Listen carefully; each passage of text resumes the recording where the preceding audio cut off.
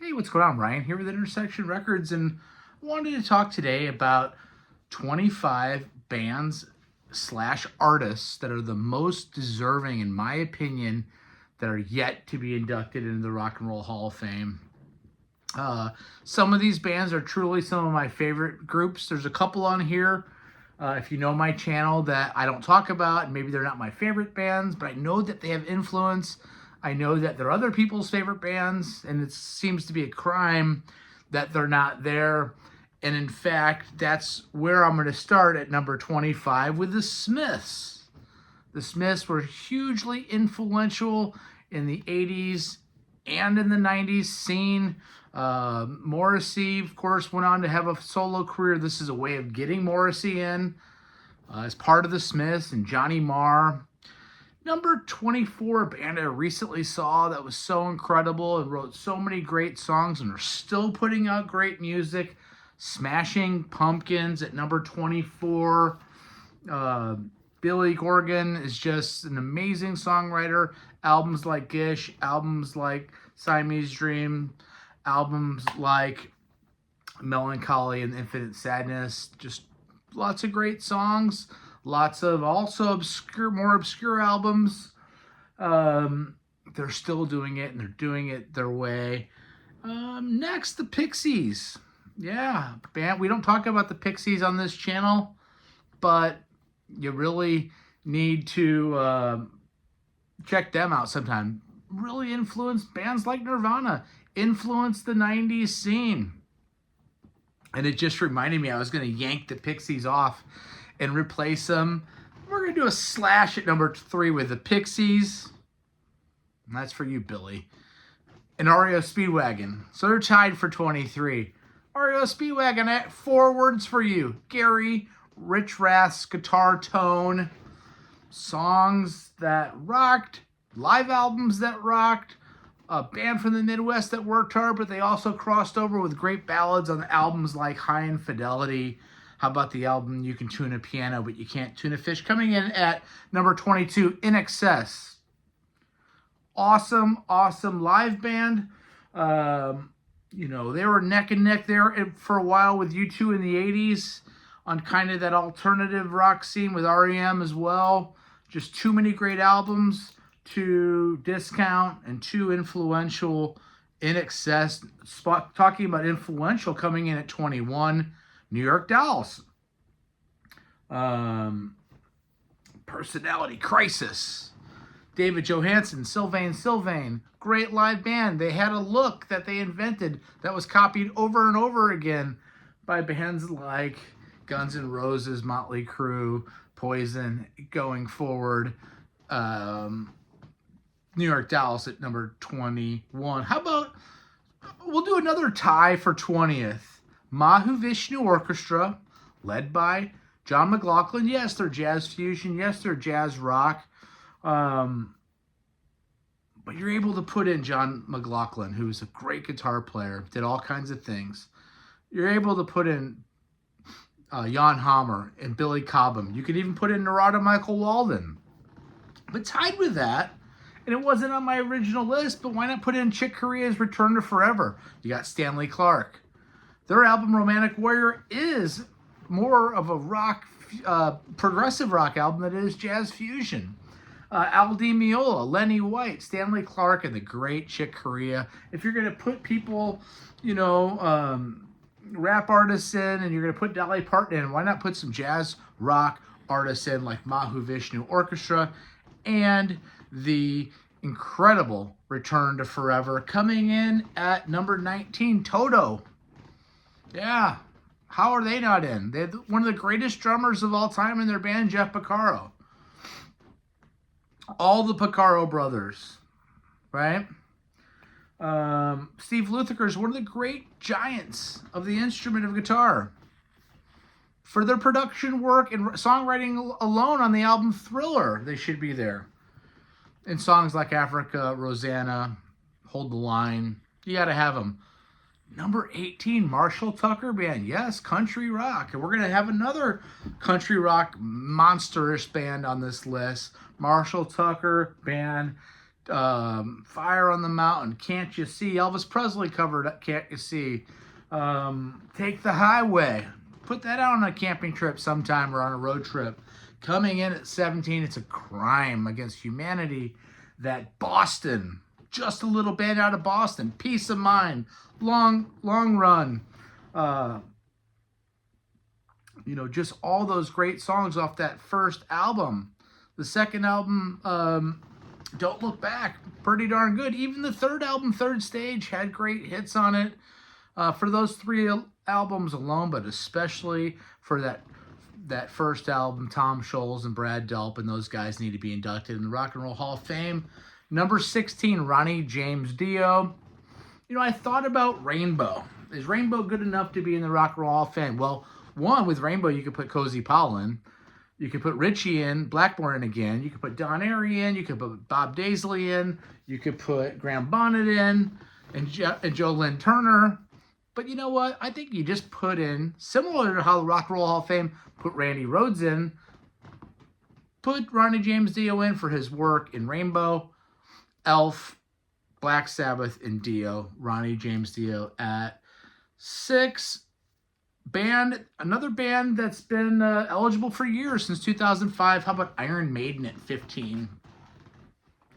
Tour all the continents. They have 10 great albums or more. They're still putting out great music. They're still playing sold-out stadiums in 100,000-seat soccer stadiums all over the world. Iron Maiden, for albums like Peace of Mind, for albums like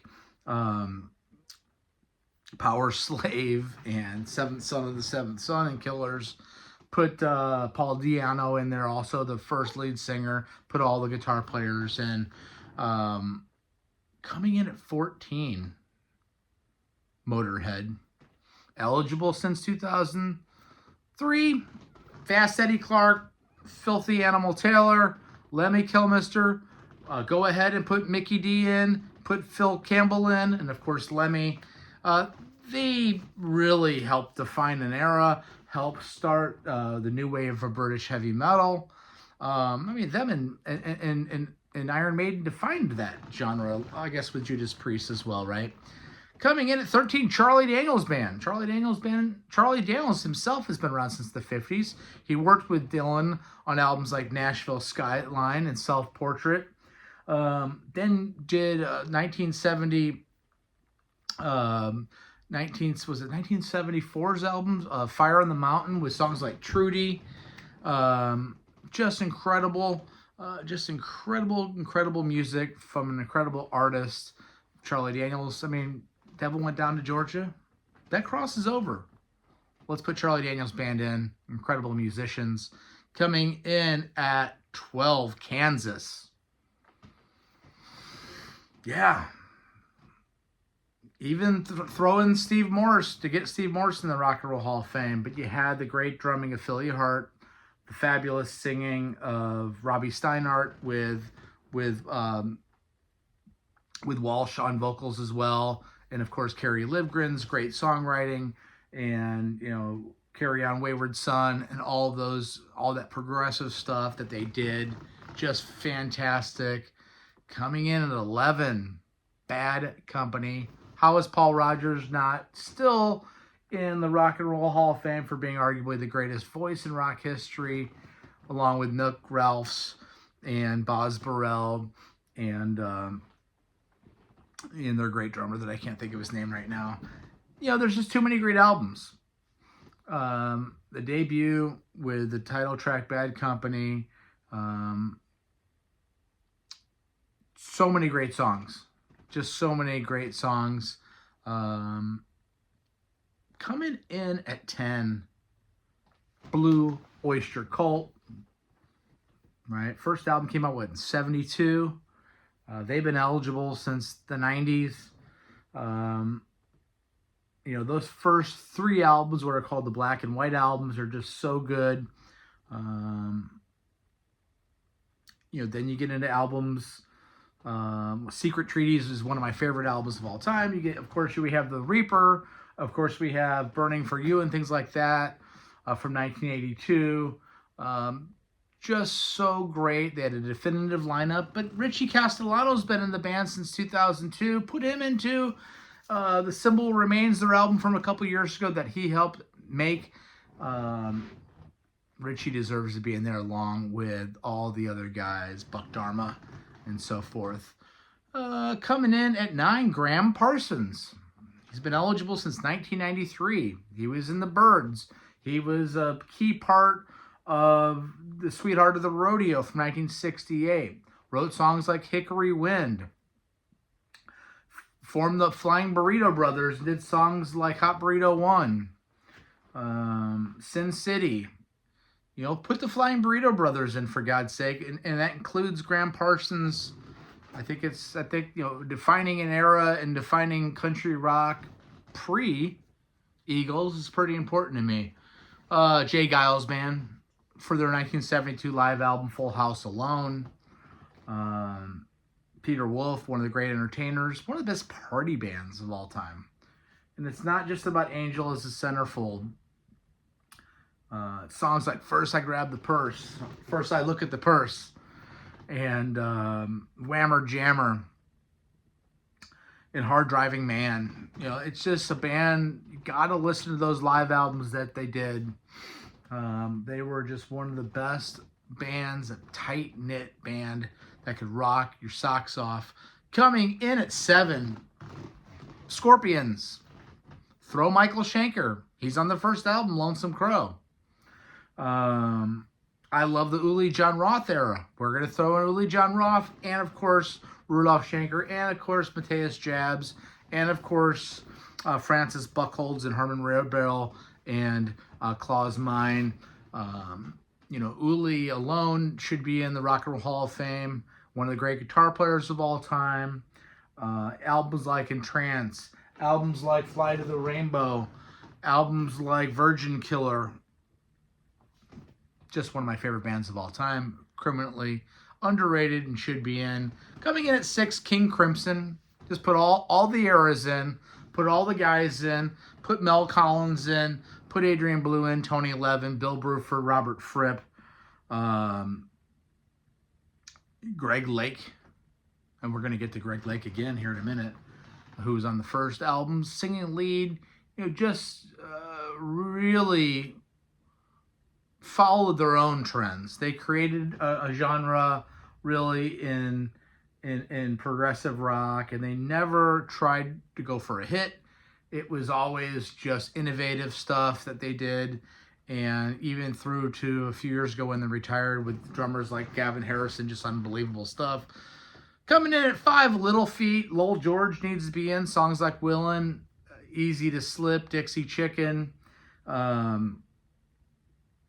Even after even after Lowell George died, they kept that band going. They had a good album in the late 80s.